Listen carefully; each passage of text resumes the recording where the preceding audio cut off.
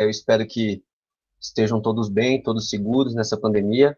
A gente agradece imensamente que vocês tenham se inscrito e participado, tendo em vista as dificuldades impostas pelo momento, né? E então, vamos continuando as atividades do 16º Colóquio da Educação de Biologia. E a gente tem o prazer hoje de trazer um mini curso que discutirá nossas concepções sobre a educação inclusiva.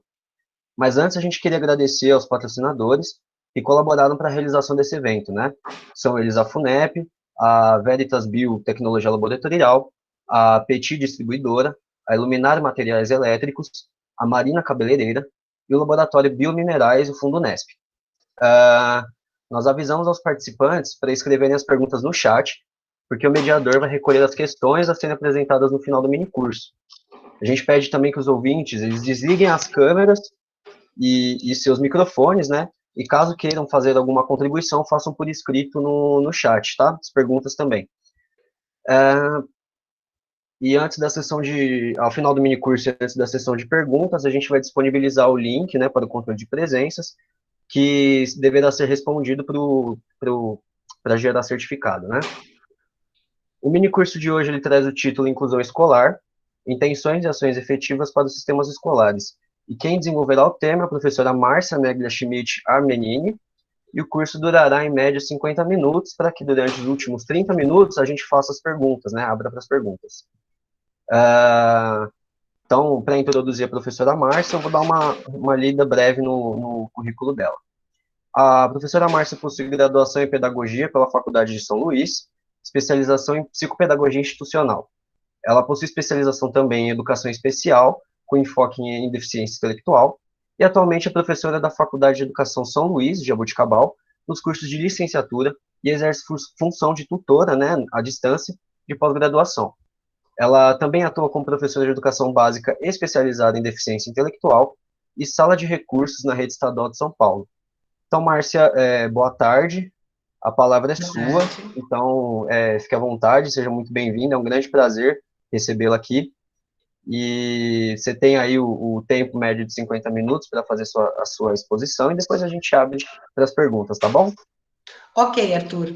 Boa tarde a todos, é um prazer estar aqui e poder compartilhar com vocês uma conversa sobre esse tema, inclusão, né, que gera tanta polêmica, tanto questionamento, embora não seja um tema novo, mas desperta muita curiosidade e promove, não é, discussões. E só avançará se houver realmente a oportunidade para que essas discussões aconteçam. Espero poder contribuir e nós iniciaremos, então, falando um pouquinho, né, sobre a inclusão, um pouquinho sobre a legislação, e depois, então, eu falaria um pouquinho sobre as adaptações curriculares também, que faz parte, né, da inclusão, e, por fim, então, a gente abre para um debate, para uma conversa. Então, vamos iniciar, eu vou apresentar os slides, para nós podermos, então, começar essa... Deixa eu criar. Acho que está todo mundo vendo, né? Bom... Ainda não, Márcia. Não? Não. Ué, o que será que faltou? Vamos ver. Vou ter que voltar, peraí. Compartilhar, não é? Aqui.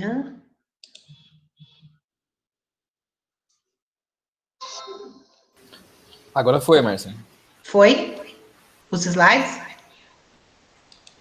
Clica na apresentação dos slides, isso, agora está aparecendo. Aqui, agora foi. Aí você pode fazer uma apresentação, perfeito. Deixa eu... Clica, se você quiser só clicar em ocultar essa barrinha, Márcia, ocultar, aí ela vai... Isso, fica melhor. Obrigado. Então, vamos lá.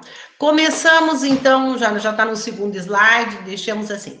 Constituição Federal Brasileira de 1988. Por que eu trouxe essa lei? Bom, primeiro é a nossa lei maior. E essa lei é para tirar todas as dúvidas daqueles questionamentos que reportam a por que a inclusão, mas será que...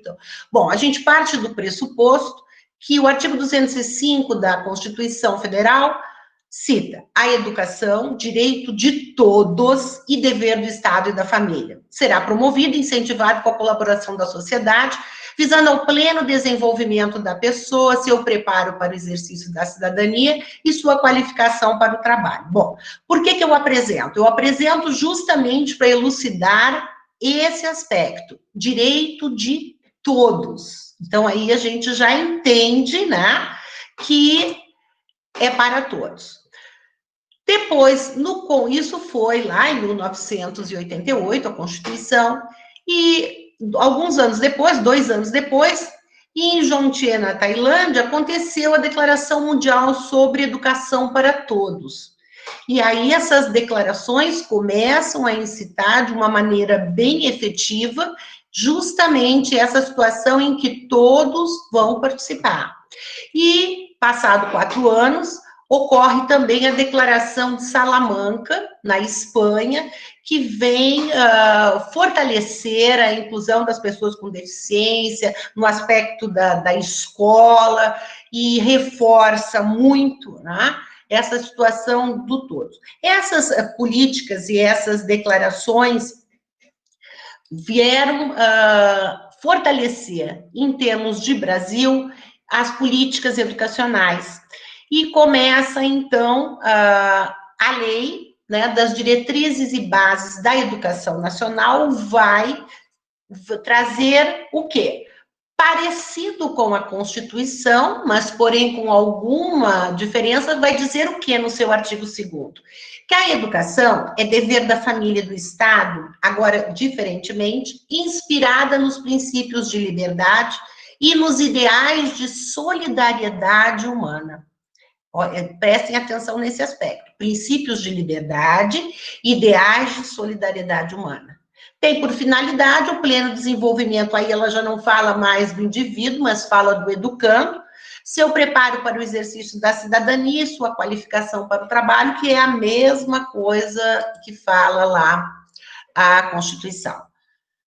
Bom, em 2001, o Conselho Nacional de Educação instituiu as diretrizes nacionais para a educação especial na educação básica. Bom, aí começa, então, o quê? Começa a nortear, não, essa educação especial com uma regularização, né, em que todos os estudantes começam a realizar as suas matrículas, e aí irá abarcar os alunos da educação especial.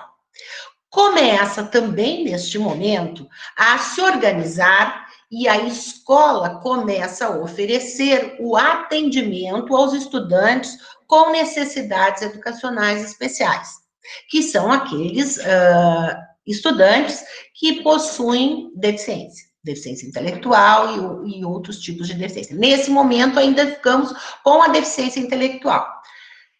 E para que isso aconteça, para que esse atendimento se efetive, a escola começa a fornecer, então, condições necessárias para desenvolver uma aprendizagem de qualidade. E institui o AEE. O que significa AEE? O Atendimento Educacional Especializado, que é realizado por um professor especialista em educação especial, que acontece preferencialmente na sala de recursos. Depois eu vou explicar a situação da sala de recursos, mas, assim, é importante que, nesse momento, a gente entenda que o sistema escolar se habilita no sentido de fornecer esse atendimento. O que é o AEE? Esse AEE, ou ele, que é esse atendimento, ele funciona em termos de sala de recurso ou as escolas que não possuem sala de recursos, por exemplo, determinadas redes municipais, não têm salas de recursos. Como eles procedem? Eles fazem convênios com instituições especializadas e esse atendimento, ele é fornecido e oferecido por essas instituições. É uma parceria, então, do sistema educacional com as instituições especializadas. Em um sistema educacional tendo, não há necessidade, acontece na mesma escola em que o aluno frequenta a rede regular. Depois eu especificarei isso. Mas só para entender, então, que foi a partir de 2001 que aconteceu essa regulamentação e a introdução desse atendimento, então, que foi dar um suporte para esse aluno da inclusão. Então, 2001 é um marco importante para isso. Depois, em 2008, o que aconteceu? A política nacional, então, é efetivada, a Política Nacional de Educação Especial, na perspectiva da educação inclusiva. Então, começam a surgir as políticas públicas para a promoção de mudanças que incluem e vão olhar para todas as especificidades dos alunos, dos estudantes. E começam, então, a serem nomeados os estudantes públicos da educação especial, que são os EPAEs. Quem são esses alunos? Aí, então, nós temos os das diversas deficiências, deficiência física, auditiva, visual, intelectual e deficiência múltipla, não é? Quando tem mais de uma deficiência. Pessoas com transtornos globais do desenvolvimento. O que são os transtornos globais do desenvolvimento? São as psicoses infantis, são o autismo, não é? A síndrome de Kenner, e que são a Asperger e as variações do autismo, né? E a síndrome de Rett. E também as altas habilidades ou superdotação. Nós costumamos chamar, e é uma nomenclatura mais adequada, chamarmos de altas habilidades, porque a legislação, ela cita como altas habilidades ou superdotação. Por que não superdotação? Superdotação é um termo que remete a poder e não é isso que acontece, né? Muitas vezes, então, a gente costuma tratar como altas habilidades, porém a legislação cita essa nomenclatura. Então, aí, 2008 foi um marco importante, né? Porque entra, então, o olhar para os autistas e para esses transtornos que até então não eram elencados e não eram visualizados na inclusão. Bom, então aí a gente comentou sobre a legislação que fortaleceu, que estruturou, né, a inclusão no Brasil, e a gente sabe que a inclusão não era recente, não foi aí, já existia antes. Primeiro ela foi considerada a nível de educação especial, haviam salas em que ficavam nessas salas só os alunos com deficiência, né? Então eles ficavam na mesma escola regular, porém eles ficavam totalmente segregados numa sala à parte, tinham o seu intervalo num horário distinto dos demais, não é? Não havia esse convívio, era totalmente segregado. Então, era dentro do ambiente escolar, porém, não havia nenhuma participação, uma socialização com os demais participantes do sistema escolar. Isso depois foi mudando, e aí nós teríamos assunto, se ficássemos historicizando, teríamos assunto para mais um encontro. Mas o foco hoje não é historicizar, e sim a gente se situar na situação de inclusão atual, né? Saber como ela foi instituída e qual é a intenção. E para eu falar da intenção da inclusão, eu trouxe uma citação da Maria Teresa Egler Mantuan, que é uma referência muito conhecida no Brasil, com relação, ela estuda muito, sempre estudou, e é uma pessoa que levanta a bandeira da inclusão, né? Ela é da Unicamp, e ela foi quem introduziu com maior veemência a inclusão no Brasil, inclusive participa de elaboração de documentos do Ministério da Educação. E eu trouxe essa citação que fala assim: a inclusão implica uma mudança de perspectiva educacional, pois não atinge apenas alunos com deficiência e os que apresentam dificuldades de aprender, mas todos os demais, para que obtenha sucesso na corrente educativa. O que ela quer dizer com isso? Qual é o olhar dela? Qual é a ideia de inclusão? Para Mantoan, inclusão é muito mais do que abrir espaço para esse aluno frequentar a história regular. Ela dirá que, né, é necessário recriar o modelo educativo escolar. E quando ela fala em recriar o modelo educativo escolar, ela se refere a uma situação em que falarmos de inclusão no modelo atual, e isso lá já quando foi instituído na década de 90, já não era, né, e ele permanece de uma maneira totalmente antagônica ao que se preconiza de um sistema escolar que possa ser inclusivo.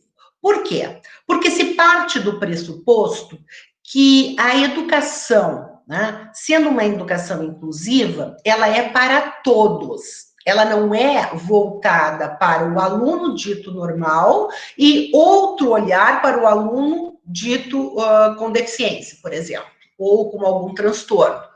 Não, eu tenho que trabalhar e essa instituição educacional tem que estar preparada para receber esse aluno, ter práticas pedagógicas, ter organização estrutural, né, dessa escola que abarque a todos dentro das suas especificidades.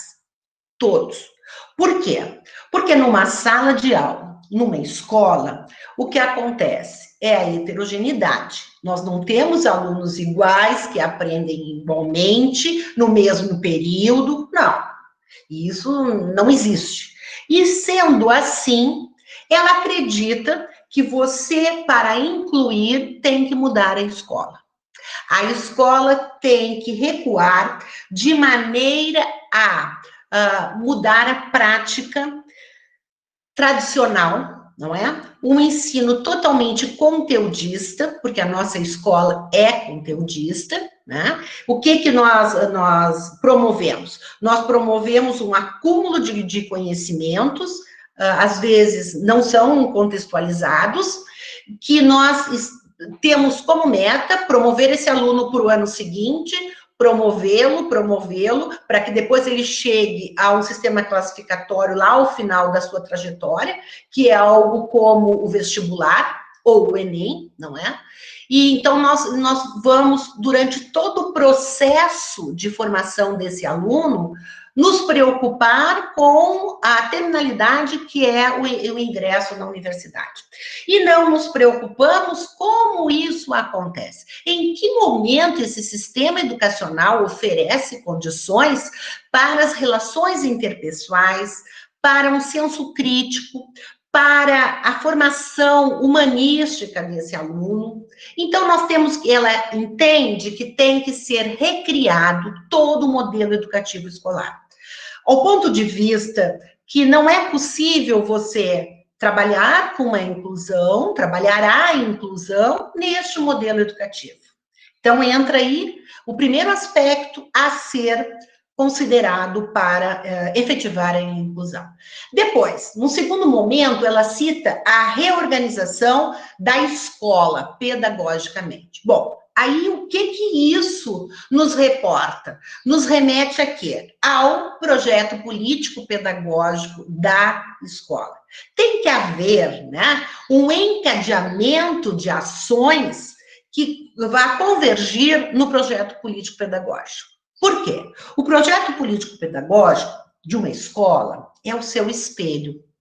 É toda a situação, desde a comunidade, uma avaliação diagnóstica da comunidade em que está inserida aquela escola, quem é a sua clientela, como é a organização da instalação física, o corpo docente, a gestão, os demais profissionais da escola, qual a metodologia, se tem alunos de inclusão, quais são as medidas, quais são os projetos que são realizados com esses alunos, como funciona. Então, o projeto político-pedagógico, ele é um documento importantíssimo e que, na maioria das vezes, os docentes nem sequer conhecem.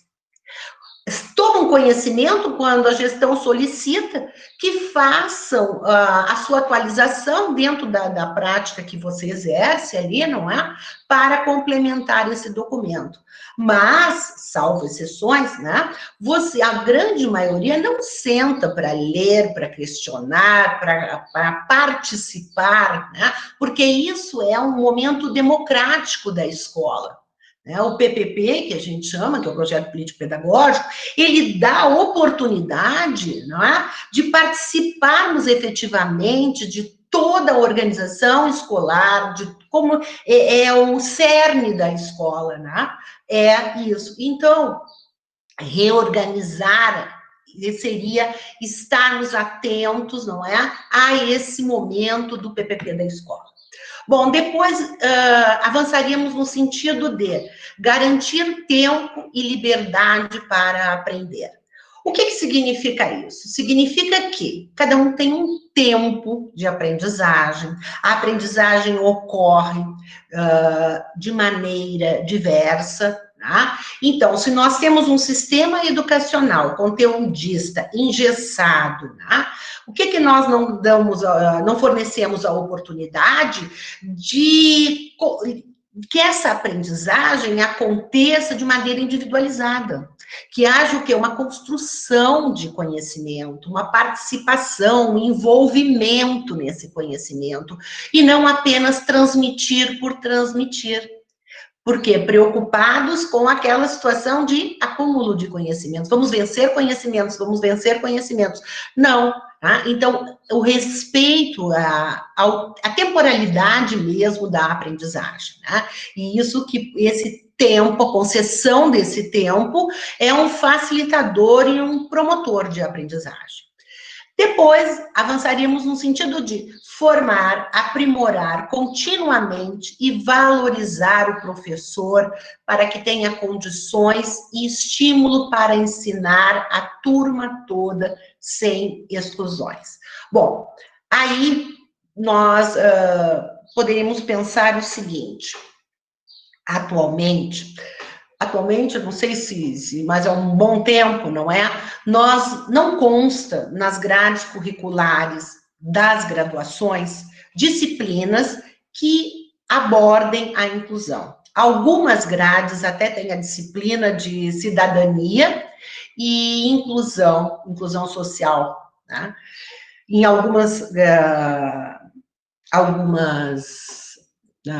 ai, meu Deus, desculpa. Licenciaturas, faltou o termo. Em algumas licenciaturas, outras não tem. Então, mas a grande maioria não há, né, na grade curricular algo que forme. Então, isso já o quê? Abre o precedente para que o profissional, ao concluir a sua graduação, saia para o mercado de trabalho, para o exercício da docência, já com essa insegurança. Por quê? Porque ele não teve formação durante a graduação. E isso é uma situação que causa um desconforto para esse professor. Isso já é um primeiro momento em que ele se sente desestimulado, ele se sente inseguro para enfrentar uma sala de aula que tenha inclusão. Por quê? Primeiro, ele não está no modelo educativo, como nós havíamos mencionado, que pelos olhos da Mantuan e das referências que defendem a inclusão, entendem que seja necessário acontecer. Então, ele não encontra esse modelo educacional, né, e ele se sente despreparado, que seria esse o termo. Isso causa o quê? Causa um desconforto, causa a insegurança.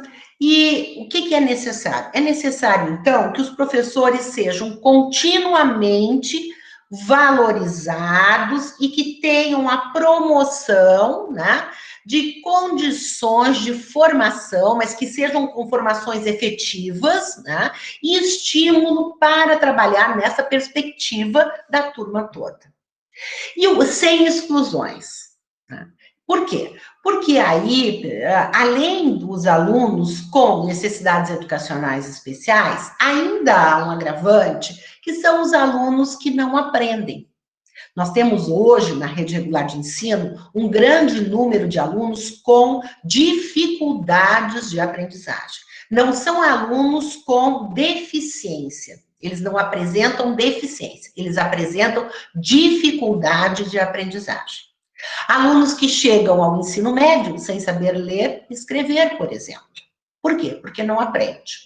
Mas esses alunos, eles são atendidos pela educação especial? Não, eles não participam da educação especial porque não são alunos laudados. Eles não têm laudo de deficiência, eles têm dificuldade.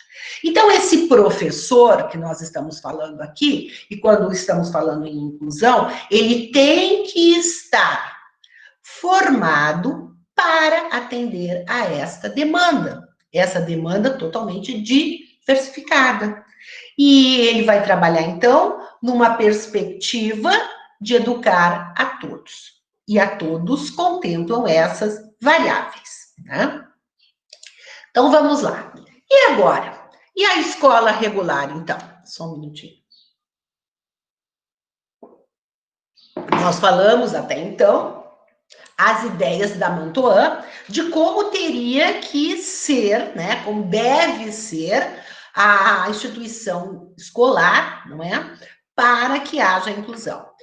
E o que acontece na escola regular? O que nós vemos? Bom, com a Base Nacional Comum Curricular, nós estamos, isso foi bastante interessante, essa nova, a base, né, ela nos traz como metas trabalharmos com habilidades e competências. Muito bom, né? Isso é importante, é um avanço, é um olhar diferenciado. Então, todos os conteúdos têm que trabalhar habilidades e competências. Então, isso é uma situação nova, praticamente nova, que está sendo inserida, já está em uso e que veio para mudar um pouco a escola.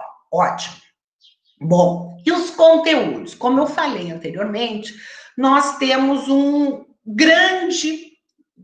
grande quantidade de conteúdos a serem vencidos, né? E uma preocupação muito grande em vencer esses conteúdos para terminarmos aquele ano, darmos conta, porque no ano seguinte há uma continuidade e não pode. Então, nós trabalhamos no intuito de dar conta de conteúdos. Não importa como, tá? Se o grande número de alunos tem um aproveitamento adequado com relação a esses conteúdos. Se realmente eles aprendam, eles passam pelo conteúdo. Então, nós temos que ver isso. Salas numerosas. Nós temos salas de 40 alunos, tá, na rede pública. E isso não é nem um pouco interessante.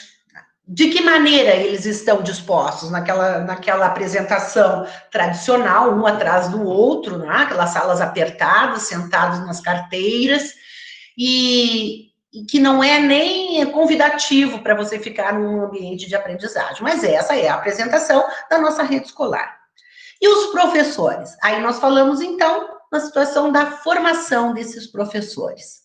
Esses professores têm as suas graduações, as suas especializações, mas não tem, a grande maioria, não tem a formação para atender à inclusão. E aí, o que acontece? Acontece situações como resistência, né?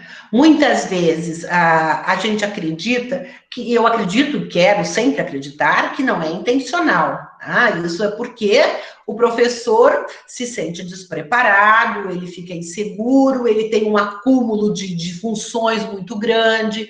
Então, essa situação de, às vezes, uma certa rejeição pelo aluno da inclusão, eu acredito que seja em função de não ter a possibilidade de uma formação adequada, de trazer isso no seu currículo, de receber esse apoio da gestão, esse apoio dos professores coordenadores e de todos os que contemplam a gestão escolar.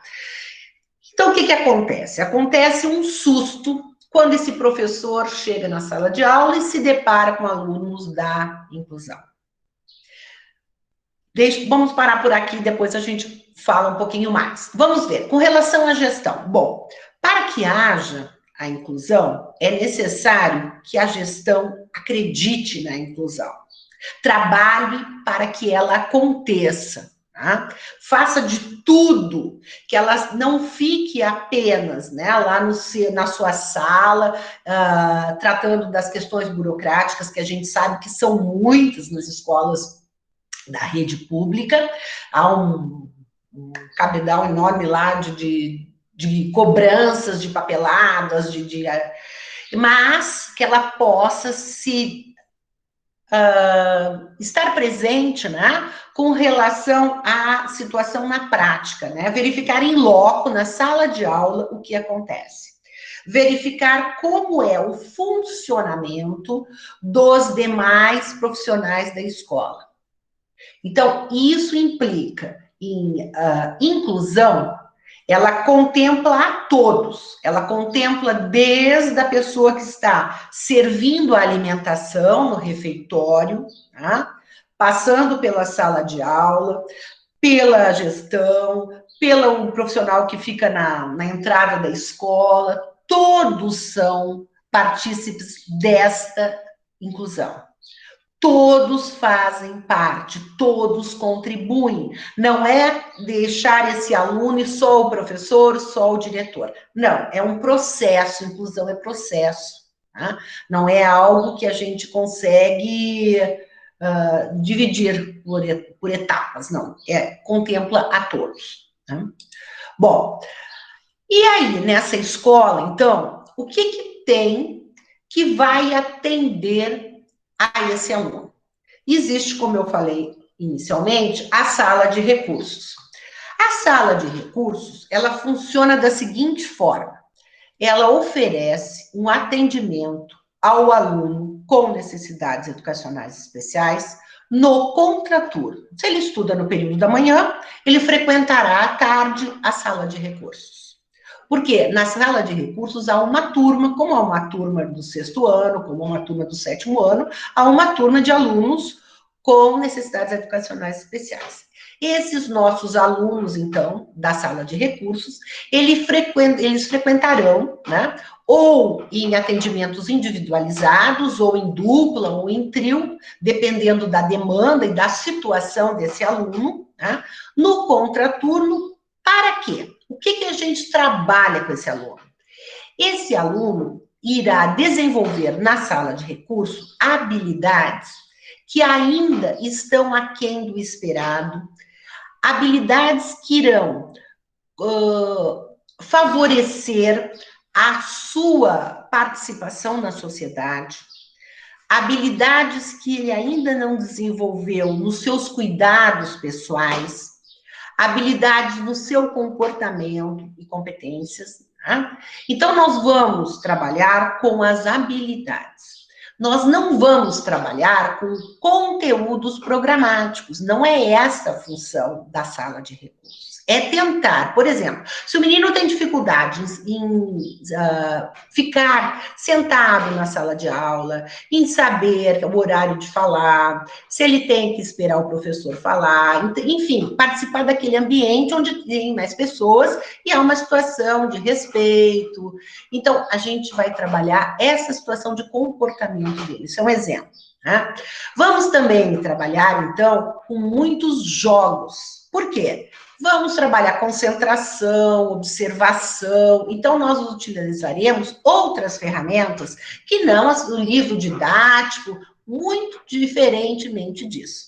Trabalhamos jogos da memória, por exemplo, né? Jogos de pareamento, e vamos desenvolvendo essas habilidades para com eles.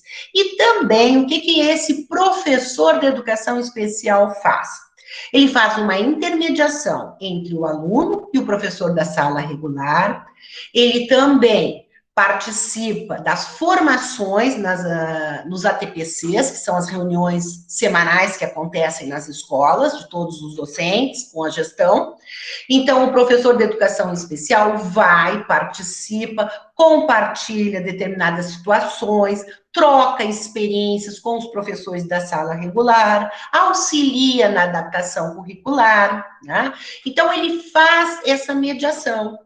Muitas vezes, né, troca, compartilha comportamentos. Por quê? Porque o professor da sala regular, ele tem o olhar para com esse aluno, né? Ele está lá diariamente. E eu, por exemplo, os recebo 1, 2 vezes na semana, até 3 vezes na semana, por 50 minutos. Então, eu não tenho a visão que o professor tem do convívio diário com esse aluno. Então, a gente faz todas essas trocas, não, no sentido de conseguir melhorar o nosso trabalho e oferecer para esse aluno condições adequadas que propiciem avanços para esse aluno. Né?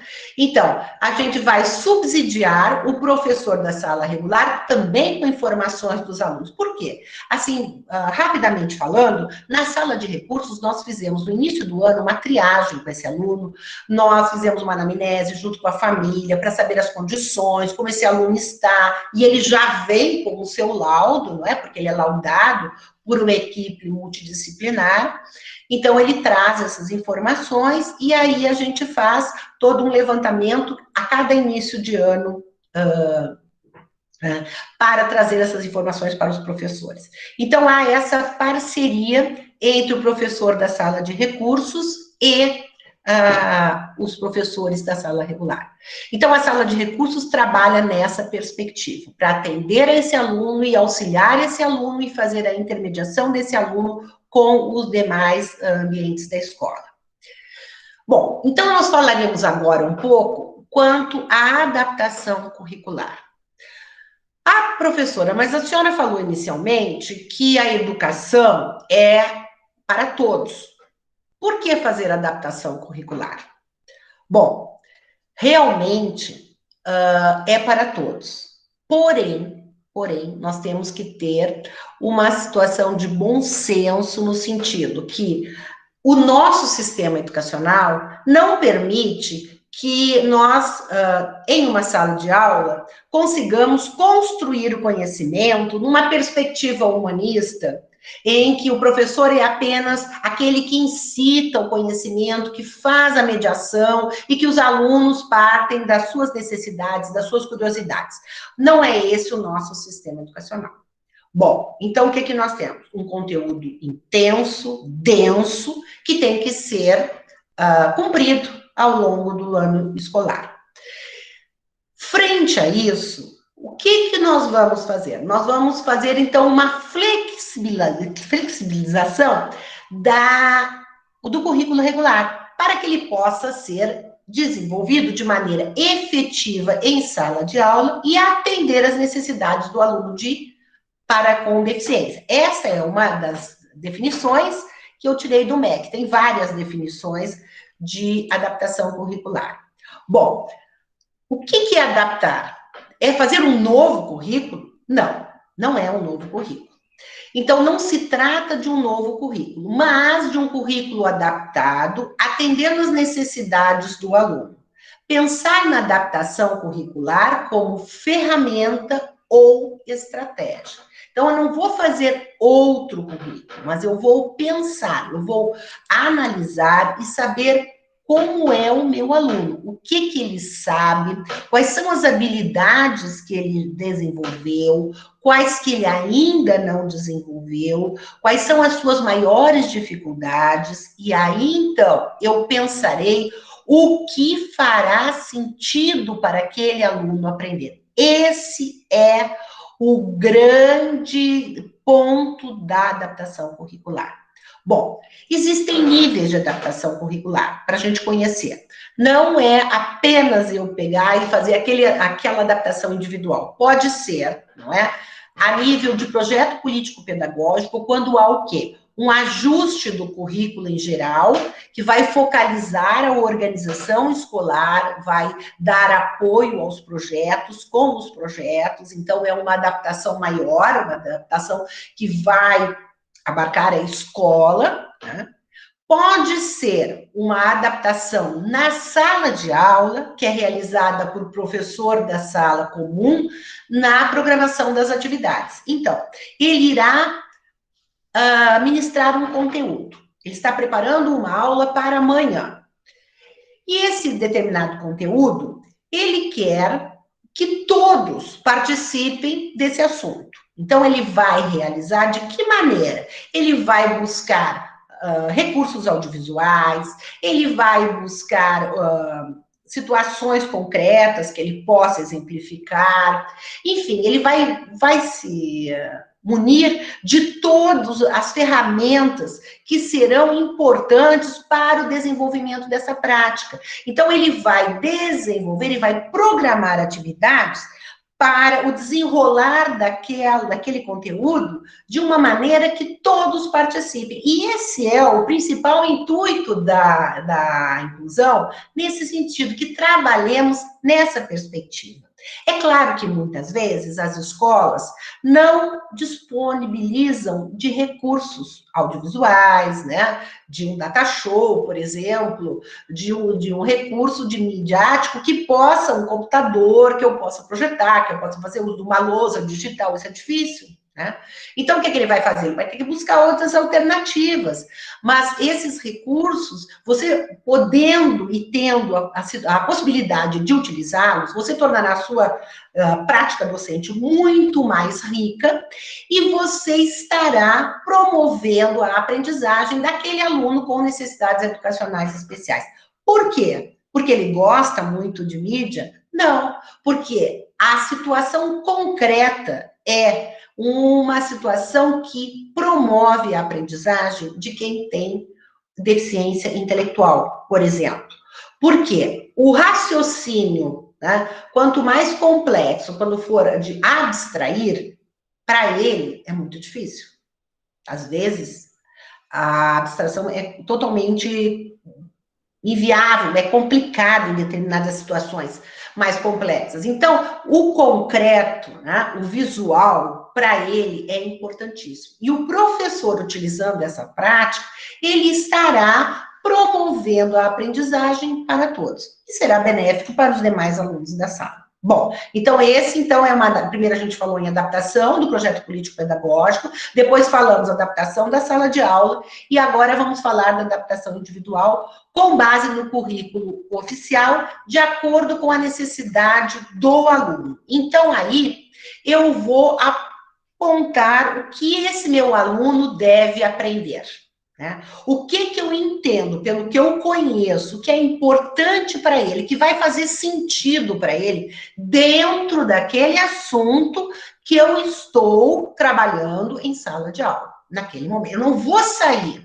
Isso é um problema muito sério, porque muitas vezes o que acontece? O professor acha que ele vai dar um desenho para o aluno ficar colorindo na sala de aula, e isso não é adaptação, isso é uma exclusão, né? Porque não tem nada a ver com o contexto, você está agredindo esse aluno, não é? O que você está? Você está imbecilizando ele. Porque ele não é, nós estamos falando de um aluno já de Fundamental 2, ensino médio. Que é os alunos que serão alvo de vocês, que serão PEB 2. Então, o seu aluno não é uma criancinha de 6 anos, 5 anos, que fica lá colorindo. Então, tenhamos o cuidado com relação a isso. Eu tenho que saber o que ele deve aprender. Como e quando aprender. Quando esse aluno tem maturidade para aprender, o que eu vou extrair daquele assunto que tenha sentido para ele, que nesse momento ele consiga absorver, não é? Então, eu tenho que ter esse cuidado com relação a essas questões. Que formas de organização são mais eficazes? Como eu devo organizar, né, esses conteúdos? Qual será a minha dinâmica para atingir esse aluno? E depois, então, eu vou trabalhar com a avaliação. Deixemos a avaliação para o final. Estratégias que favorecem a aprendizagem. Primeira coisa, interação professor-aluno. A afetividade, o vínculo, é fundamental para qualquer aprendizagem, seja de qualquer aluno. Nós aprendemos muito mais aquilo que nós gostamos. Tá? Então, quando há afetividade para com os profissionais, para com os professores, isso torna propício para a aprendizagem. Né? O vínculo afetivo é um facilitador da aprendizagem. Então, o professor tem que ter uma relação legal com esse aluno. Organização da sala de aula. Bom, como eu vou organizar essa sala? Eu posso organizar em grupos, não é? Colocar esse aluno lá em um grupo ou em duplas, né? Para quê? Para tentar fazer desse ambiente um ambiente colaborativo. Então, isso é importante. Agora, por exemplo, se eu não fizer grupos, eu não posso pegar esse aluno e deixar ele lá no fundo da sala de aula. Por quê? Ele ficará excluído, sozinho, sem participar. Então, esse aluno tem que estar sempre próximo ao professor. O aluno da educação especial, o aluno da inclusão, ele tem que estar próximo ao professor. Ele tem que ser requisitado. De que maneira? Você está ministrando lá a sua prática docente, você está comentando alguma coisa? Chame-o, pergunte. Faça com que ele participe. Primeiro você pode perguntar ao outro aluno, e aí você pode repetir, mas fazendo com que esse aluno, mesmo que você repita o que o outro disse, mas você trazendo esse aluno da educação especial para ter autoria nessa sala de aula, para ele participar, para ele estar presente, e não ficar lá olhando sem uma participação. Chame, comente, faça situações em que ele vai repetir uma palavra sua, mas que ele estará participando. E isso dá uma força muito grande para esse aluno. Ele se fortalece.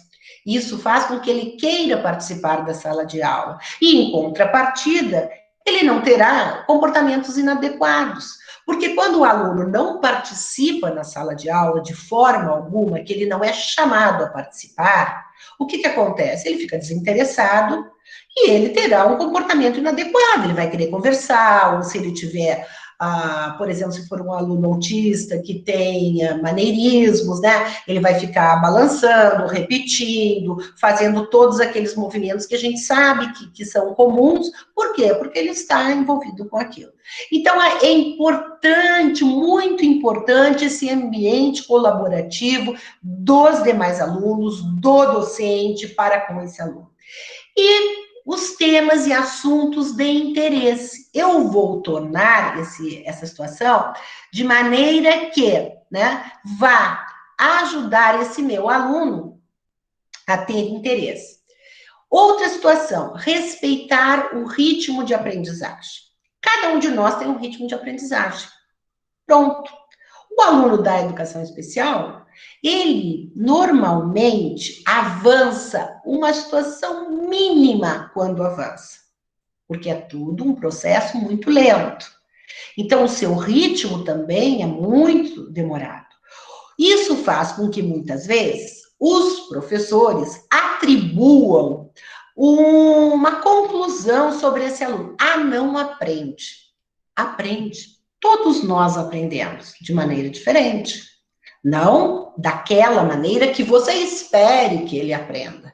Ele aprenderá de outra maneira, outra situação que poderá derivar daquela que você projetou para ele. Né? Então, você tem que respeitar esse ritmo, mas acreditar que haverá uma aprendizagem. Não dentro daquela sua expectativa, mas acontecerá. Manter a rotina. Para os alunos com deficiência intelectual, é importante eles saberem o que irá acontecer depois, porque eles têm um certo problema com a temporalidade, de uma certa maneira, se a deficiência for uma deficiência mais severa. Eles não têm noção temporal.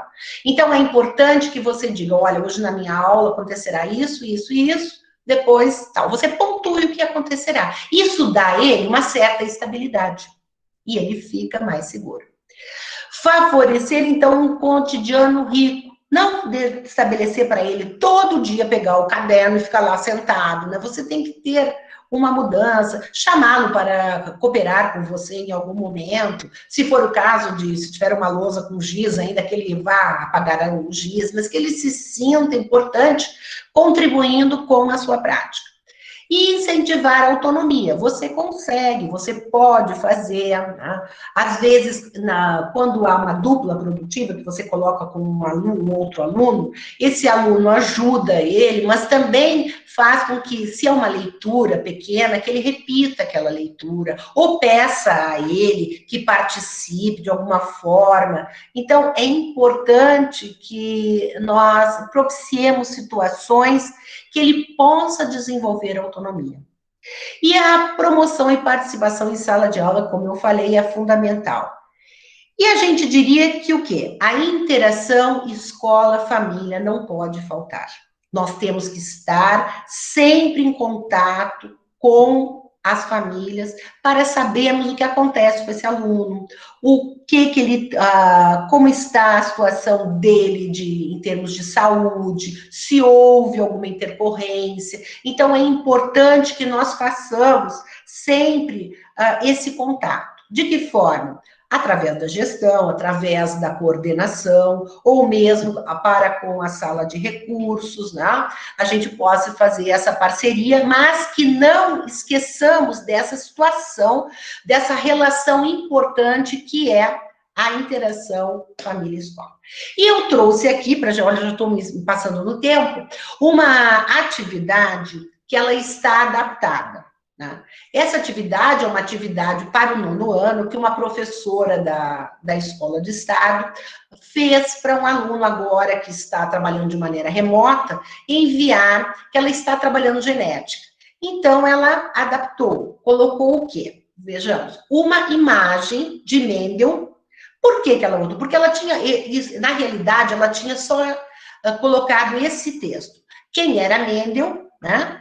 E não tinha colocado a imagem. Aí, então, nós conversamos e eu sugeri que ela colocasse a imagem, porque para o aluno, ele vendo uma imagem, já fica mais concreto, né? Que foi a Mendel, é aquele lá que usa óculos, tal. Então, ele já tem uma imagem que fica na memória dele. Então, ela citou, e depois ela introduziu um videozinho. Eu acho que já estou com o horário, não vou poder passar. Mas é uma animação que fala, bem interessante, sobre as ervilhas, né, o experimento dele. Bem legal. E o que isso vai trazer? Vai trazer o interesse desse aluno, vai despertar o interesse desse aluno através desse videozinho, que é uma animação bem interessante. Então, ele vai aprender, é claro que ele não vai entender se é uma deficiência intelectual, como aconteceu essa situação, né, da genética, mas ele vai ter uma noção, ele está ouvindo, porque ele ouviu ela falar o tempo todo na sala de aula. Então, o que ela diz? Ela diz assim, preste muita atenção no vídeo que fala sobre a experiência de Mendel, que Mendel fez com as ervilhas. Então, aí, como tratam-se de ervilhas verdes e amarelas, ao quê? A imagem de verde e amarelo. Vocês vão falar, mas está tão elementar, e é assim que tem que ser. Para a deficiência intelectual, você tem que tentar delimitar e ir reduzindo ao máximo esse conteúdo, no sentido que o aluno tenha uma noção do que é apresentado na sala de aula. E aí, como ela ia cobrar? Então, ela escreveu, pinte as ervilhas de acordo com os experimentos de Mendel.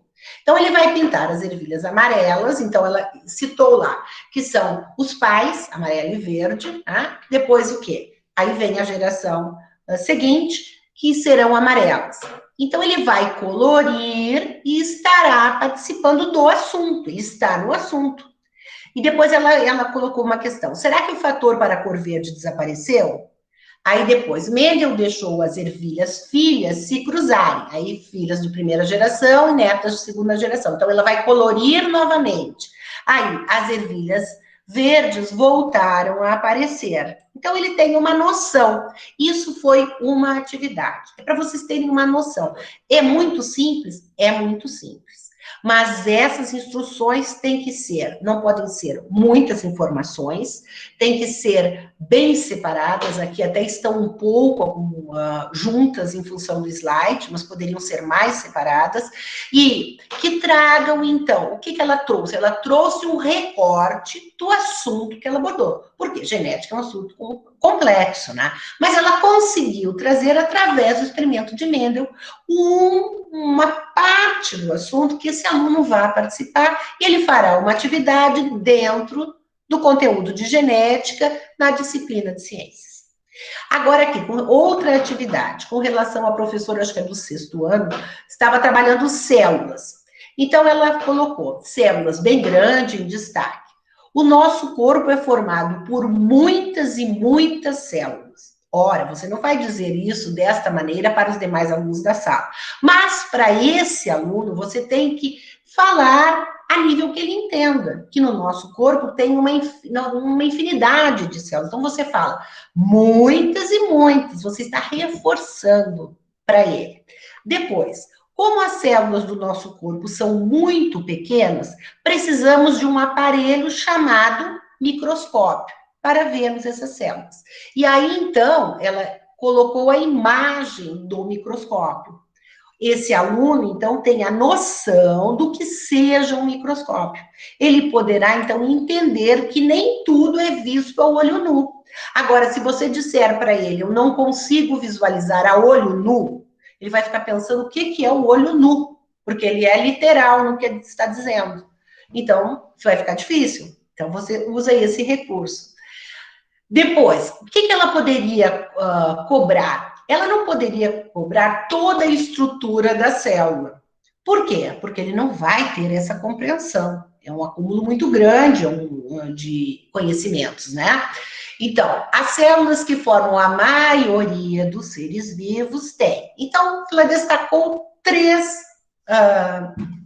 partes da célula. O citoplasma, o núcleo, a membrana plasmática. Indicou bem claro, bem colorido, e depois, então, ela pede para esse aluno reproduzir colorindo de acordo com aquelas cores que estavam na imagem anterior.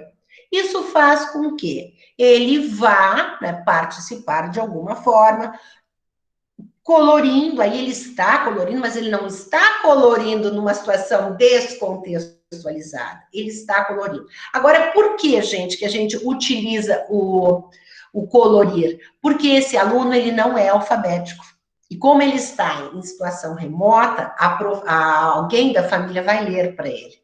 Então, nós temos que usar esse recurso de colorir, de desenhos, porque ele não é um aluno que lê. E depois, então, avançando, existem células que podemos enxergar como o ovo. Aí ela vai dizer que o ovo é uma célula. Depois, os alvéolos do gomo da laranja. Né? Ela não está dizendo que são células macroscópicas, ela está dizendo que são células que nós podemos enxergar. Por quê? Porque esta é a maneira com que esse aluno consegue aprender. Ele não irá aprender se eu usar a terminologia que eu uso para os outros alunos. Bom, para finalizar, então, eu falo demais, eu diria e fecharia dizendo o seguinte: o aluno é importante para a escola. Por que eu grifei o aluno? Porque eu não estou dizendo que o aluno da educação especial é importante para a escola. Todo o aluno é importante para a escola. E com isso, eu fecharia dizendo que cabe a todos os atores da escola participarem efetivamente para que a educação aconteça. E aí eu encerro a minha fala e, para maiores dúvidas, eu deixo aqui o meu e-mail, marciasnegli@gmail.com, e agora a gente parte, então, para as perguntas, ok? Obrigada por enquanto. Muito obrigado, Márcia. Deixa eu sair, ok. Foi incrível a apresentação. Eu falo demais, né, Arthur? Imagina, Márcia, fala nada. Vejo aqui no chat muitas parabenizações, a galera gostou bastante da palestra. Eu vou disponibilizar aqui para eles o link do vídeo que você selecionou, para que eles possam ver, se eles tiverem Isso, por favor, curiosidade. por favor. Aí eles clicando aqui, eles conseguem ver, né? Isso. Sendo assim, Márcia, como você terminou sua incrível apresentação, devo ressaltar, a gente vai então abrir para as perguntas. Aí eu vou pedir para o Pedro fazer as perguntas, porque ele selecionou as perguntas e fez um controle melhor, e aí ele consegue passar para você, tá? Tá ok. Vamos lá, então. Então, por favor, Pedro. Professora, parabéns de novo, tá? Obrigado por ter aceitado o nosso convite. Obrigada a você, Pedro. Quando a gente estava com o pessoal planejando o evento, o seu nome veio assim de cara pra gente, né? Na ideia do minicurso. Então, fico muito feliz que tenha dado certo, né? Foi bastante uma correria enorme, mas foi um sucesso. O pessoal tá elogiando pra caramba aí no chat, no particular pra gente. Então, parabéns, tá ok? Obrigada. Vamos lá, então. Vamos ver se a gente consegue trocar figurinhas agora. Com certeza. A primeira pergunta é do nosso host. Do Arthur, ele pergunta o seguinte: para a inclusão escolar de alunos com necessidades especiais, é necessário que eles sejam incluídos na sala de aula. Eles têm que conseguir conviver de forma igualitária dentro da sala de aula, certo? Mas é necessário outras atividades a serem trabalhadas em um momento separado. E como isso acontece? Como isso se expressa na educação pública? O aluno, ele deve ficar na sala de aula. Ele não pode ficar fora da sala de aula. A situação, então, assim, ele é matriculado na sala regular, ele frequentará a sala como os demais alunos, porém, se ele, por exemplo, for um aluno com autismo, ele tem direito a um acompanhante. E ele, então, ficará na sala de aula com esse acompanhante. Se for também um aluno que não tenha autonomia quanto à higiene pessoal, ele necessitará de um cuidador. E ele precisará, então, de alguém que o acompanhe para levá-lo ao sanitário, não é? Para acompanhá-lo na hora da alimentação. Então, ele tem esse direito. Porém, a inclusão é para que ele permaneça na sala de aula. Então, por isso, a educação tem que atender, e aí é a grande dificuldade, atender a demanda de todos, incluindo esse aluno. Então, essa aula tem que ser atrativa. Por quê? Ele não terá compreensão o tempo todo. Isso nós temos que ser bem coerentes, tá? Por isso, então, eu elenquei aqui dentro de outros itens, no sentido assim, que ele esteja próximo ao professor, que o professor possa dar uma determinada atenção, porque vai chegar um momento que ele fica cansado. Então, não é uma situação fácil, tá? Não vamos romantizar a inclusão, pessoal. É complicado. Eu sei, assim, é muito bonito a gente dizer, ela veio, ela não irá recuar, ela continuará, porque é importante, as relações interpessoais, elas agregam valores à vida das pessoas, numa situação de mão dupla, tanto para com esse aluno com necessidade especial, quanto para aquele outro aluno, que enriquecerá o seu olhar, tá? O seu convívio, ele se tornará outra pessoa. Então, é muito importante. Mas ele, sim, ele é ator da sala de aula, ele ficará na sala de aula, ele participará da saída para a aula de informática, ele participará para a aula de educação física, mas ele não fica segregado, porque aí não seria inclusão. E no contraturno, ele participará da sala de recursos. Ok? Não sei se respondi, acho que é isso. Perfeito, professora. Respondeu sim, muito bem. Muito obrigado. Vou fazer um gancho já.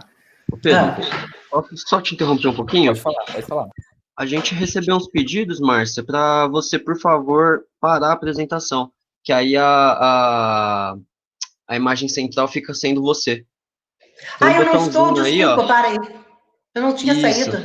Ai, Obrigado, desculpa, eu viu? pensei que eu tivesse. Desculpa, Imagina. gente. Desculpa Eu pela ainda interrupção. estou meio incomodada com certas tecnologias aqui. Mas eu tentei, vamos lá. A gente vai aprendendo, né? A gente também tem dificuldade. É o eterno aprender, espero que continue bastante tempo. Exato, muito obrigado. Pois não. Obrigado, Márcia. Eu vou fazer um gancho aqui com a pergunta do Cleiton. Ele fala sobre a nossa preparação para essa situação. Nós não somos preparados. Então, ele pergunta, os alunos de licenciatura eles não têm uma preparação adequada para lidar com esses alunos portadores de deficiência, certo? Então, tendo em vista como você vê essa situação, o que falta nesse cenário, e essa é uma pergunta que ela foi repetida, uma pergunta foi repetida pela Roberta. O que falta para...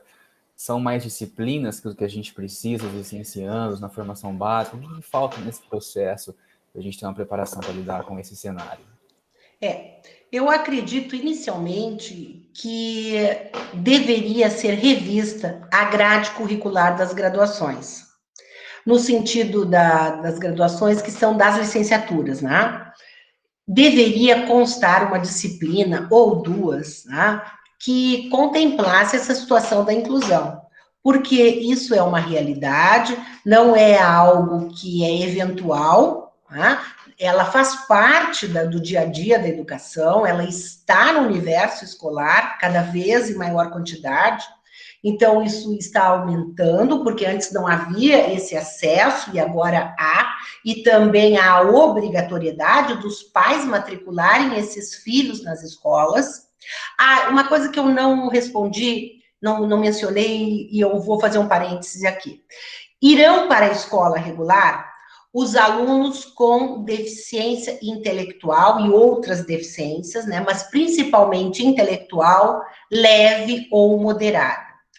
Ficarão nas instituições especializadas, que são as APAES e outras instituições, ou algumas ONGs de educação especial, e aí elas são específicas nisso. Esses alunos, então, serão os alunos pervasivos, ou aqueles com deficiência intelectual severa. Esses não irão para a rede regular. E ficarão na rede regular todos os demais alunos. Então, esses alunos irão para a rede regular. Então, o número é muito grande de matrículas, cada vez mais. O que acontece? Então, eu entendo que essa necessidade, o MEC teria que rever, e até a Secretaria Nacional de Educação Especial deveria dar uma atenção para esse assunto, no sentido de efetivar essas disciplinas para formar esses futuros docentes durante a sua graduação. O que acontece? Acontece que, terminado o curso de graduação, eles terão que ir para uma pós-graduação de educação especial, para dar subsídios e uma determinada informação, com relação para esse enfrentamento. Às vezes, esse profissional nem tem a intenção de ir buscar essa especialização, ele tem o intuito de buscar outra especialização, mas ele tem que fazer essa especialização para dar suporte e subsídio para adentrar o mercado de trabalho e ir para o universo da sala de aula. Então, é importante, é uma lacuna que existe no exercício da docente, na formação dos docentes, não é? A importância, porque se fala, o que acontece, por exemplo, no sentido de Libras, né? Vocês já sabem que há disciplina de Libras. Quantos semestres são? 1 ou 2? Tá? Nas licenciaturas e nos demais cursos. Será que a gente aprende Libras em 1 semestre ou 2 para sairmos com fluência na língua dos sinais? Não, né? Eu acredito que não. Então, assim, são medidas que ainda são ineficazes. Eu acredito que elas teriam que ter uma fundamentação maior, não é? E estarem efetivadas para realmente dar a formação para aquele graduando que torne-o apto para o exercício com relação ao segmento da educação especial, para enfrentar, porque ele enfrenta de maneira insegura, né? Se sentindo inapto, quando ele não é inapto, ele não foi preparado, né? E aí ele tem que usar de muita boa vontade para aprender, para buscar informações por si próprio. porque às vezes a gestão não promove cursos e subsídios e aportes de formação, né? Então, não sei se respondi. Perfeito, professora. Continuando nessa linha, na nossa formação, a Anne, ela perguntou aqui, ela trouxe a questão do PPP, né, do Projeto Político Pedagógico. Sim. Acho que falta ele ser mais trabalhado na nossa formação básica, mais estudado em sua construção, na sua aplicação, incentivando que seja dada maior atenção para ele? O PPP, ele é apresentado durante a graduação, né? Na disciplina de políticas educacionais, você toma conhecimento do PPP, e às vezes até em didática você conhece o PPP e se fala. Mas ele fica só no campo das ideias. Terminado essa disciplina, você conclui o curso, vai para a escola, e lá na escola ninguém fala do PPP. Tá? Você não chega numa escola e vê lá na secretaria o PPP disponível para consulta, quando deveria ser assim. Ele deveria estar lá para qualquer membro da comunidade ou para qualquer profissional da escola consultá-lo. Tá? É que nós não temos a cultura de saber a importância do PPP, o que ele tem que contemplar e o que e cobrar também ações através do PPP. Não, ele fica um documento pro forma no universo da escola.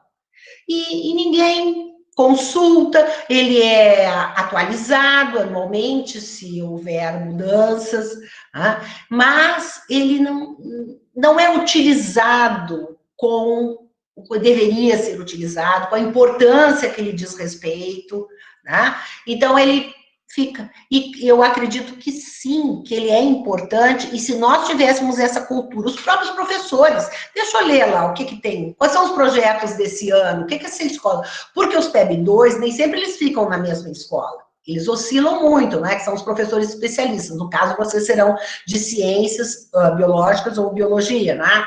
Vocês poderão dar aula numa escola X, numa escola Y, você não ficará sempre. É difícil você ficar sempre na mesma escola. Talvez no ano você vá a 3 escolas, né? Dependendo do seu horário e atribuição das salas. Então, você pode chegar lá e conhecer esse PPP, ver o que essa escola está apresentando, o que ela está trabalhando, quais são as medidas, né, que ela tem para aquele ano, quais são os projetos, o grêmio estudantil dessa escola tem, o que ele faz, ele é operante, ele não é operante. Então, a gente é o espelho da escola. E ele é extremamente importante. Que ele não fique só lá na disciplina de políticas pedagógicas, mas que ele faça parte das leituras de vocês. Ok? Maravilha, é um cenário que a gente encontra aí nos nossos estágios, experiências, que o PPP ele fica escondido, né? E eu acho que isso começa E desde às vezes você pede, o gestor meio que se ofende, que você está querendo saber daquela Exato. escola. Exatamente, exatamente. Eu acho que isso começa, o erro começa desde a construção dele, né? Que na teoria teria que ser construído e as especificidades dentro de cada escola deveriam ser construídas em conjunto com a comunidade, com os pais, com os professores. Isso não acontece, né? Então, Pedro, a gente cobra tanto o exercício da democracia, não é? Nós todos, de uma maneira geral, mas o primeiro exercício da democracia seria na elaboração do PPP, né? Nós, enquanto comunidade, enquanto pais de alunos, enquanto alunos, estamos lá para participar e temos o direito da participação, porque ele tem que ser elaborado em parceria comunidade, profissionais da escola, alunos, funcionários, né? Todos os membros do universo que contempla o universo escolar e a comunidade. Mas isso não acontece, a gente não exerce essa cidadania a partir do PPP, né? exatamente, começa aí, né, o problema. Professora, a Maria Júlia perguntou se existem formas de fiscalização desse modelo de educação inclusiva, se existe algum órgão que fiscaliza e está atento a como a educação inclusiva está acontecendo nas escolas e se está acontecendo. Na rede estadual, o supervisor de ensino, eles cobram muito. E sempre estão buscando saber as atividades, como estão sendo proferidas, se acontece. Nós, profissionais da sala de recursos, temos os professores coordenadores da diretoria de ensino, juntamente com o supervisor, que nos cobram, e a gente faz relatórios de a cada atendimento de um aluno da educação especial, a gente faz um relatório. Semanalmente, nós temos um horário que é destinado para fazermos os relatórios dos atendimentos daquela semana. Então, tudo que acontece na sala de recursos, nós temos que relatar, e fica lá na escola. Fica uma cópia no prontuário do aluno e outra cópia no arquivo na sala de recursos. Então, ficam lá. E quanto à prática da sala de aula, especificamente, o professor coordenador, ele tem que estar atento a tudo que acontece. E o gestor, mais ainda, né? Então, assim, é uma parceria dos profissionais da escola que estão no âmbito da gestão, eles têm que dar o suporte para o professor da sala de aula e também tem que cobrar. No Estado, essa cobrança, eu acredito que ela é bem efetiva, sabe? A gente sente que há essa presença dessa cobrança. Nos municípios, eu já não sei muito como acontece. Eu acho que nos municípios essa cobrança ainda não está muito efetiva. Mas no Estado, ela ainda bem que é vigente. Maravilha, maravilha, professora. Voltando àquela questão do projeto político-pedagógico, da democracia e da família junto com a escola, surgiram aqui duas perguntas em relação a esse problema, né? A família, ela não está tão próxima do processo educativo quanto deveria estar. E como a gente lida com esse problema? Qual é a sua visão disso? Olha, a relação família-escola é uma relação bastante difícil. É uma relação que eu costumo dizer que as famílias, de uma maneira geral, estão doentes. Eu ouso usar essa afirmativa. Que estão passando por sérias transformações, a família nuclear não existe mais, então tem toda uma transformação social, e também estamos vivendo, não agora em situação de pandemia, mas anteriormente à pandemia, vivemos uma grande crise social e uma grande crise econômica. Isso faz com que a família não disponha de tempo para dar atenção a esse aluno. As condições são muito precárias. Se você trabalhar na rede pública de periferia, você vê uma pobreza muito grande. Então, a família não se sente capaz em cuidar desse filho como deveria ser nos padrões preconizados. Eu entendo que nós, profissionais da escola, temos que fazer a nossa parte. Não é porque a família está com problemas que eu vou justificar e não fazer o que eu tenho que fazer. Então, a minha função é dentro da escola.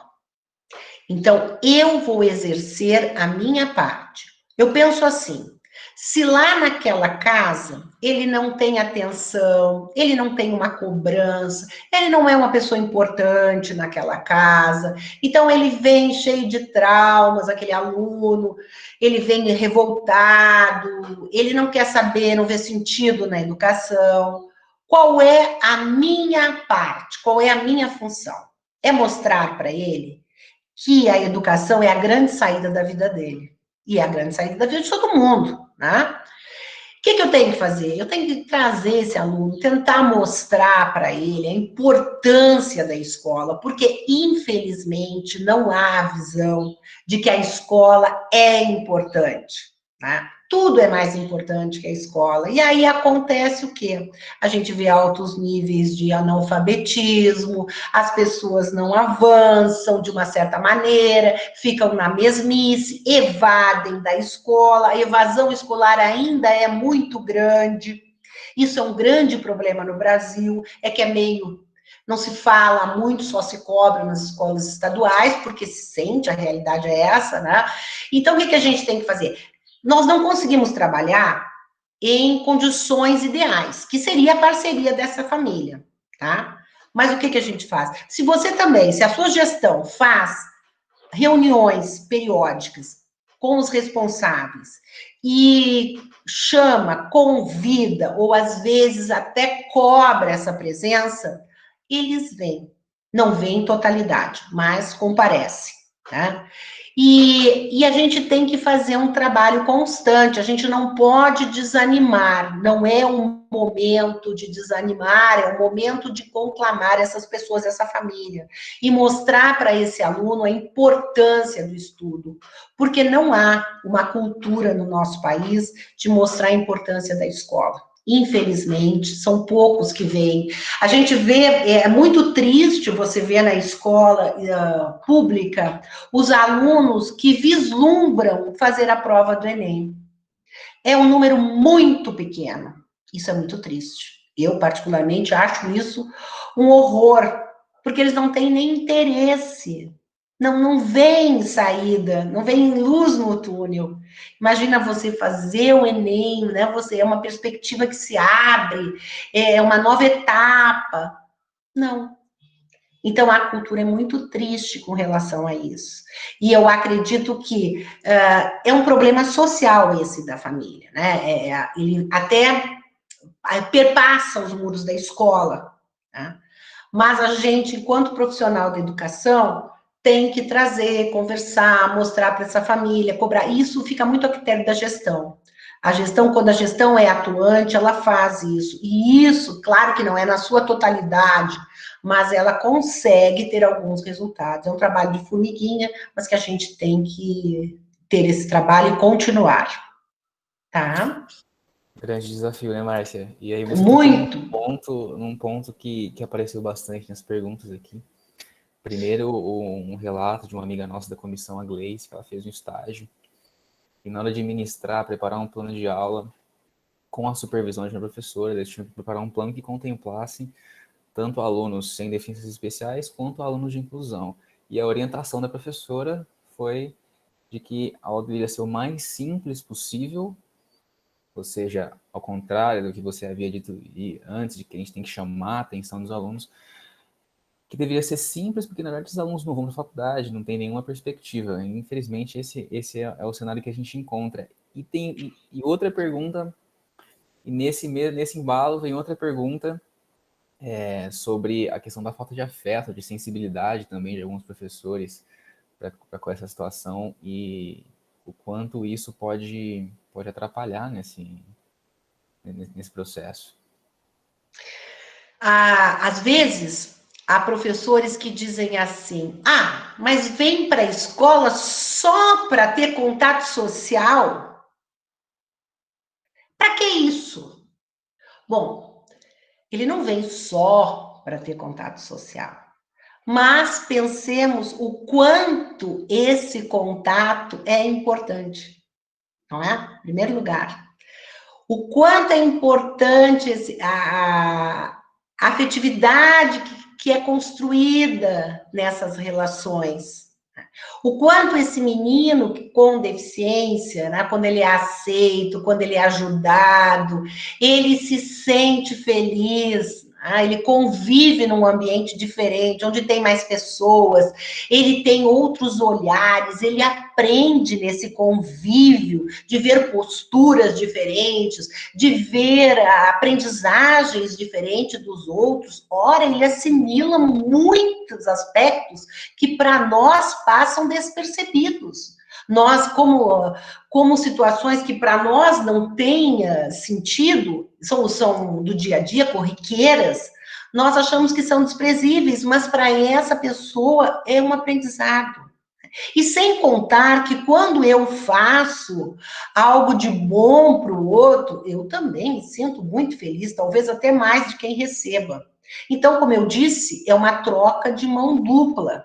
E é necessário que haja afetividade. Ainda semana passada, eu estava relendo um livro de Steinbach, que fala sobre a inclusão. É um livro lá da década de 90, mas é muito legal, é um guia de inclusão bem interessante. E eles citam vários casos, e falava de uma menina nos Estados Unidos, que ela era cadeirante, era deficiente intelectual, não falava, não andava, mas frequentava a rede regular e tinha amigos. E tinha uma determinada amiga que, aos finais de semana, pegava essa cadeirante e saía para andar num parque. E esta amiga, dita normal, deu um depoimento dizendo que ela era muito feliz com aquela amiga cadeirante, que não falava, mas falava com os olhos, não a julgava, escutava, e coisas que ela não podia falar para os outros, porque estipulava o juízo de valor quanto ao seu discurso, e essa amiga era uma amiga fiel. E essa amiga, consequentemente, ficava muito feliz de alguém que a levava ao parque, alguém que a saía, que ela não ficava... Porque o que acontece? As pessoas com deficiência, elas se resumem num convívio só com a sua família. É isso que acontece. Como aquele professor falou, né? Ele não vai para a faculdade, ele não vai, mas ele poderá não ir à faculdade, ou poderá ir também, mas ele poderá ter amizades feitas, né, lá na escola. E esses que conviveram com ele na escola poderão ser os seus amigos quando no futuro. E ele não ficará recluso no seu ambiente familiar, só convivendo com a família em si, o pai, mãe, irmãos. Né? Então, a gente tem que ter esse olhar das relações. As relações são fundamentais na vida de todos nós, de todos nós. E a gente não pode ter esse pensamento ínfimo de achar que é só para socialização, então ele que vá na rua. Não, ele irá na rua também, mas ele também vai na escola e ele aprenderá na escola. Não precisará aprender aquele acúmulo de conhecimentos, mas ele terá outros aprendizados que serão muito ricos e benéficos. Não sei se eu respondi. Perfeitamente, professor, perfeitamente. Eu vou usar uma pergunta da Francine para já fazer outro questionamento, já que você tocou de novo na família. E quando há resistência da família? Às vezes a família não aceita que o aluno está numa situação que ele precisa ter um ensino de inclusão, essa resistência, como lidar com isso? Bom, em primeiro lugar, existem famílias que negam a deficiência, né? Que preferem deixar lá no universo da familiar, que esse aluno não se exponha, porque entendem que é uma situação ruim, que não pode ser exposta, né? Como se fosse algo, culpa deles terem um filho especial, né? E isso não é culpa de ninguém, são situações que acontecem e estão aí para a gente aprender com elas, né? E então, se esse pai nega o convívio familiar, ele tem que prestar contas ao Ministério Público, porque é obrigado. A educação é para todos. Então, ele tem que ir para a escola, sim. Se alguém denunciar, algum vizinho denunciar, o Conselho Tutelar irá até essa casa e esse aluno terá que ir para a escola se ele estiver em idade escolar. Ou então, ele terá que apresentar atestado médico que diga que ele não pode frequentar a escola, a não ser que ele tenha alguma doença que o impeça de frequentar a escola. Mas, se ele for cadeirante, ele poderá e deverá frequentar a escola. Se for só esse do empecilho da deficiência física e intelectual, ele terá que frequentar a escola, sim. Então, é lei, a educação é para todos. E se não acontecer, o promotor da infância e da juventude irá cobrar. A família terá que se reportar, porque tem que ir para a escola. Se for uma deficiência mais severa, ele terá que ir para a instituição especializada, que no caso aqui na cidade são as APAI, é a APAI, né? Então, não pode mais ficar fora da escola, por opção da família. Perfeito, Márcia. A gente está se encaminhando para o fim, né? Vou fazer uma última pergunta aqui. A gente tem outras várias perguntas, vários relatos, né? Mas acredito que com nossa conversa aqui, praticamente tudo foi abarcado, tá? E, Márcia, no atual governo, com esse discurso de inclusão das pessoas com necessidades e a popularização da linguagem dos sinais, alguma coisa mudou, né? o governo tem atuado de alguma forma diferente no processo de educação inclusiva? Não. No atual governo não houve nenhum olhar para com a educação especial até agora. Ele não está olhando nem para a educação de uma certa forma, né? Que dirá para a educação especial, que não dá voto, né? Então, por enquanto, nada. Né? O que foi com relação a Libras é só o que foi instituído, que já faz parte da grade curricular, mas não houve nenhuma alteração para com a... O que houve foi em 2012, a legislação dos autistas, não é? Que deu o direito à escola, o direito ao acompanhante, que é obrigatório, e também no estado de São Paulo, gente, há uma legislação que poucas pessoas sabem, que os custos dos tratamentos, das terapias comportamentais, por exemplo, devem ser custeados pelo Estado. Então, é importante saber e requerer para os autistas isso. Então, foram só essa lei, mas não é de agora, é de 2012. Mas não houve, que eu saiba, não há nenhum benefício nessa gestão para com as pessoas com necessidades educacionais. Permanecem as mesmas resoluções de 2017, não houve nenhuma atualização. Vamos ver se ainda vier, que bom que venha, mas ainda não tenho conhecimento, não. Muito obrigado, viu, Márcia? De verdade, é uma alegria enorme sempre estar com você, desde que a gente conheceu você nos nossos estágios. Estou muito feliz que deu certo essa colaboração e todo mundo está adorando, tá? Pessoal, peço desculpa às pessoas que infelizmente eu não fiz as perguntas, tá? Mas eu creio que tudo foi abarcado, né? Durante a discussão, durante as perguntas, e só tenho a agradecer, viu? Muito obrigado, Márcia. O Arthur vai continuar agora e fica aí o nosso agradecimento. Obrigada a vocês e sucesso. E o que precisar, nós estamos aí para conversarmos e, quem sabe, continuarmos esse tema que não se esgota nunca, né? Um abraço a todos. Obrigada pelo convite. Obrigado, Márcia. A gente que agradece. E, pessoal, tem o e-mail da Márcia, né? Se alguém quiser. Isso, estou à disposição. Maravilha. Obrigado. Bom, pessoal, Márcia, eu faço das palavras do Pedrinho as minhas. É uma grande honra ter você aqui conosco, falando sobre um tema tão caro para a educação, de uma forma tão carinhosa e de uma forma, assim, muito lógica, fornecendo subsídio para que a gente possa lutar na educação por mudanças, né? Justamente esse desejo por melhorar o que a gente já tem, né? E só para representar um pessoal aqui no chat que pediu para que você citasse o nome do livro, que você repetisse o nome do livro que você citou, na verdade. Deixa eu ver se... Inclusão... Eu mando para você depois. Eu acho que é Inclusão Manual para o Professor. O autor é Steinback.